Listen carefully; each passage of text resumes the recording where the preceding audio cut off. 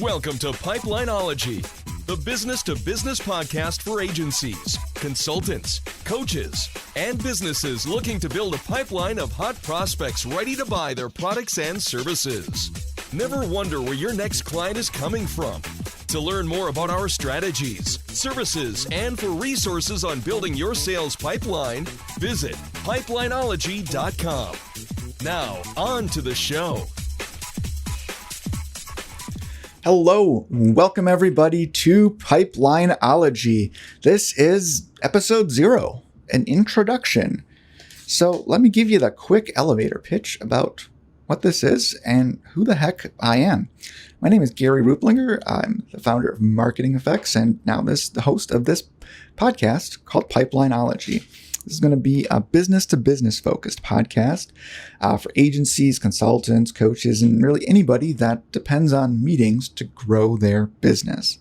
So we'll be talking about real effective strategies for prospecting, marketing automation, lead generation, sales techniques, even getting more retention, referrals, churn rates, all that fun stuff.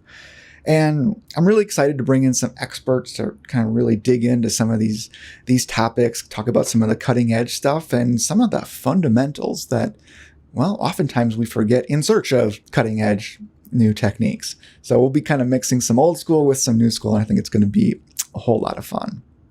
So what I'd like to do is jump in and tell you a little bit about who I am, give you some background about me, and then I'll invite you to listen to the next episode.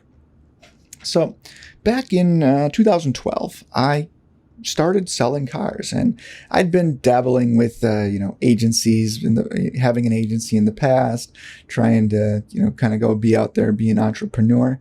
And I really found that I struggled with sales. And ultimately, we closed that one down, and I got a job in the car sales business because I knew it would force me to get outside my comfort zone and talk to people. And, I know when any podcast host, you always kind of assume they're extroverted and kind of want to talk to everybody. I'm not. I'm very much an introvert. I would rather be at home sitting on the couch reading a book than going out, being the life of the party.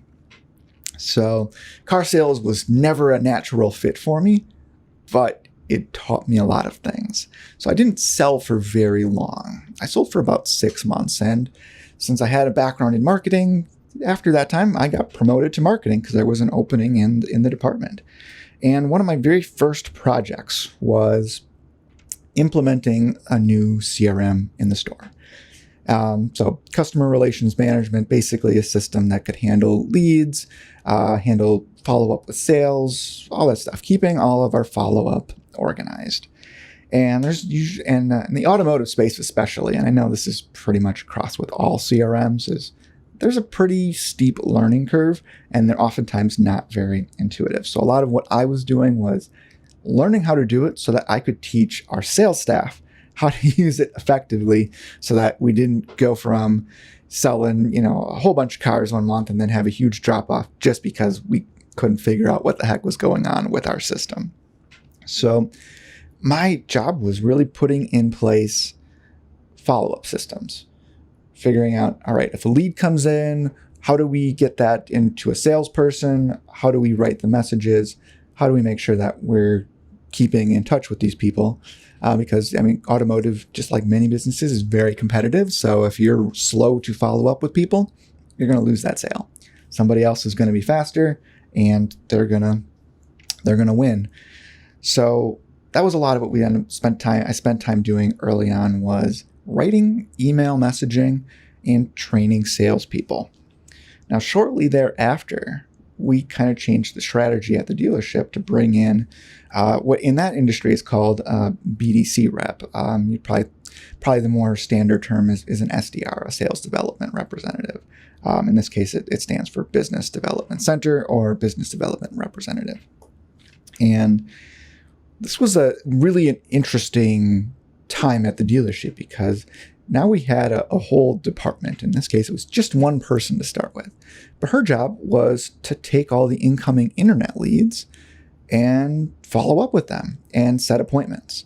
So no longer were we just giving leads to salespeople and assuming that they had everything under control. They would do all the follow-up. They would do all the talking to them and then bring them in and sell the car. Instead, we were relying on an intermediate person to do that type of outreach. And there was a ton of resistance to it at first because they said, who is this person? She doesn't know cars. I'm better at this. And initially, you know what? They were right. She didn't. But she was really friendly. People really liked her. And ultimately, that probably really is what kind of helped save this whole thing.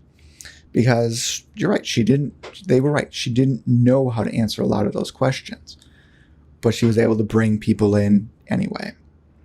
So what we really focused on was, well, how do we make sure that all the follow-up is being done systematically, in a structured way that we're not just assuming that somebody can keep track of it in their head. So I started writing templates. And then I started writing more templates because the standard stuff that kind of comes in a CRM, the standard stuff that most people are using, the typical thank you for contacting such and such, we'll get back to you shortly, is terrible. Just like being on hold when, you get that thing that buzzes in and says, your call is very important to us, where you roll your eyes and they go in the back of your head.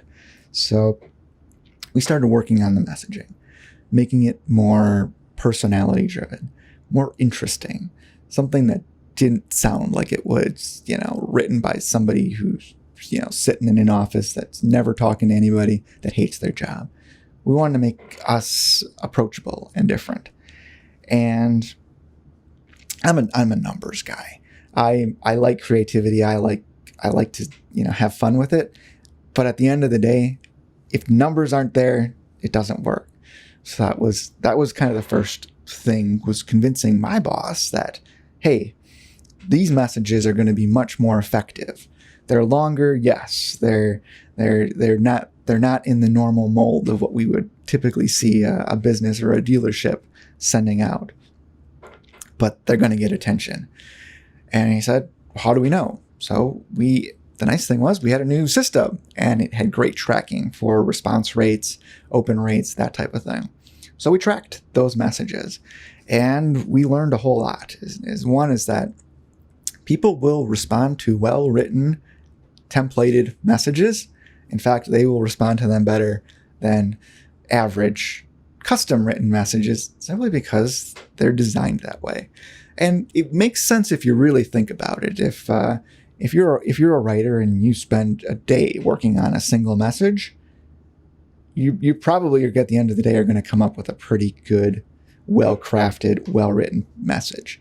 If you're a salesperson and you've got 40 people to follow up with today, and you have to write a custom message for each of them, they're probably going to be short. They're probably not even going to have spell check, grammar. Basically, whatever autocorrect does is good enough, and they'll get sent out. And that was really what we found, was that, these well-written, well-thought-out sequences performed much better in terms of getting response rates. So that was really, for me, where this whole, it's not necessarily just about marketing, but it's about follow-up and what we do after the lead comes in, really getting a deep dive into that. And we'll kind of fast forward a little bit. Eventually got promoted to marketing director for the entire automotive group, and then moved to another state to run to be what's called a Bdc Director, which essentially means I ran the inbound call center for 16 stores. And this was really kind of an eye-opening experience, because we had this company had just switched to a new CRM themselves. And this one had lots and lots of tracking, things I really loved, because now it wasn't just emails, it was integrated with phones, so we could see how those played together, and text messages and chat, and we could kind of see it all in one place finally. And this really made a big difference in terms of how we were able to train, the types of messages we were able to write, the types of sequences we were able to put together. And again, this time I had a much larger team of people to work with, to write messages and essentially bring in appointments. That was our deliverable, was appointments at our individual stores across the country.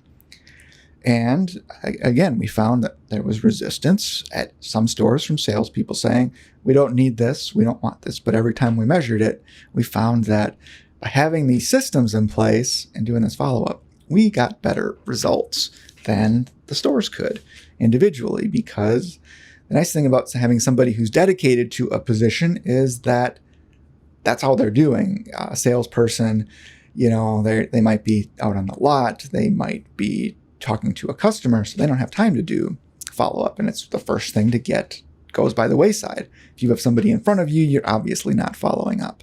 So ultimately, what ended up happening is, we'll kind of fast forward a little bit, is leaving that position, and that was because the company decided to downsize. I like to position it as, I left, but ultimately they closed the department down. And I started my own agency back up, thinking, all right, I know how to sell now, I know how to follow up, I know how to set appointments. This is going to be easy. And at first it was. I reached out to people that I knew in my warm market, like most people who are starting a business do. Went in and just said, hey, can I tell you what I'm doing? Can I come meet? And just about everybody said yes. So I met with a whole bunch of people from my previous corporate career, and lo and behold, signed up several new clients.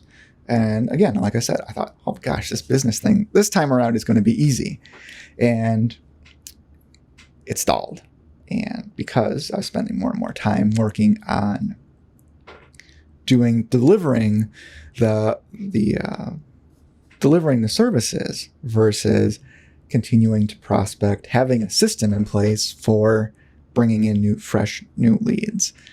So, right, because when you're a small business, you don't have a big sales team, you don't have a big ad budget to work with. And for me, I personally disliked cold calling, so that was not really a good option for me. But ultimately, what I stumbled on was something that I'd done probably at that point a decade before, kind of dabbled with, which was cold email. And cold email, there's nothing fancy about it. There's really nothing glamorous about it. It's essentially finding people's emails and reaching out and saying, hey, can I tell you about my services? Basically what I was doing with my warm market. Except you get a lot more resistance. You get a lot more, you don't have that rapport built with people initially. They don't trust you. They don't know you. In fact, they don't even really want to talk to you. They really don't think you can help them, but just in case, they'll take your call. And I found that really kind of changed the way the follow-up needed to be done. But having so much background with it, was able to start putting together these sequences, these systems, the language, and the approach to setting appointments from cold outreach to the point where we were able to finally get a reliable system for bringing in clients again. And then I noticed something, is that I'd be in different forums and different groups, whether it was Facebook or LinkedIn or even just on the internet at large. And I noticed that a lot of other business owners, people doing B2B work, a lot of new agency owners, that type of thing, SaaS companies, having the same question. How do I get more meetings? How do I book more appointments? So one thing kind of led to another, and I started offering a cold email prospecting service to people. And it was immediately popular because everybody was having the same problem. I don't know what to do. I'm not getting responses to my messages. Nobody's scheduling with me. So we'd go in and we'd rework the messages. We'd write, we'd basically take an approach that a copywriter would. We'd spend a lot of time on each individual message, figuring out how to systemize it so that it didn't take up a lot of time. And lo and behold, appointments would start, or responses would come in, we'd follow up with them, and then they'd book appointments and sales would be closed. So that is essentially, in a nutshell, what we did. Now we keep evolving the system. We go quite a bit beyond cold email these days. We do full prospecting services for our clients, and for me, it's a lot of fun. It's kind of that nice combination of using humans plus automation and technology. So it's a little old school. It's a little new school, and it's one of those things that can produce great results. And that is how we got here to this podcast.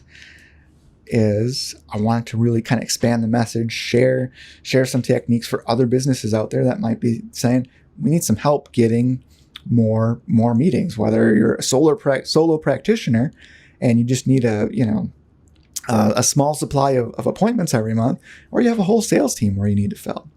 So I've got a great series of interviews coming up for you on prospecting and outreach. We've got some sales training experts coming in. We've got people who are going to be talking about kind of expanding that out and going into content. And we're going to be doing it all from a business to business perspective. So if you're in the agency world, SaaS companies, consultants, coaches, I think you're going to love this podcast, and I hope you're going to stick around. So hopefully you can subscribe. But if anything, just let's listen to, hopefully you will listen to the next podcast, which is going to be how to get clients from LinkedIn. So that's all I've got for you today. Thanks for listening to my introduction, and I look forward to getting to know you a little better in future episodes. So thanks for listening to Pipelineology. This is Gary Ruplinger, and I'll see you on the next episode. Thanks for listening to the Pipelineology podcast. We hope you enjoyed today's episode and look forward to seeing you on the next one. If you enjoyed this episode, please consider giving us a review on iTunes, Spotify, or wherever you listen to podcasts.